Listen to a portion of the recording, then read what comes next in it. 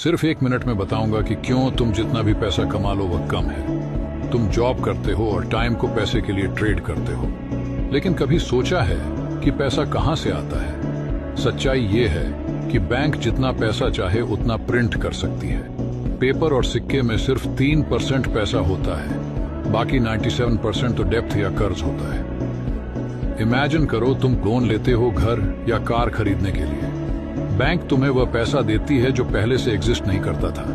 उन्होंने कुछ paper work और हाथ मिलाकर इसे बनाया है। तो जब तुम बैंक से लोन लेते हो तुम्हें वह पैसा मिलता है जो हवा से बनाया गया है। अब ये क्यों इंपॉर्टेंट है समझो। जब गवर्नमेंट को पैसा चाहिए होते हैं वह सेंट्रल बैंक जाती है और लोन लेती है, बिल्कुल तुम्हारी तरह। सेंट्रल बैंक उन्हें पैसा देती है जो हवा से बन रहा होता है गवर्नमेंट बॉन्ड्स के बदले में।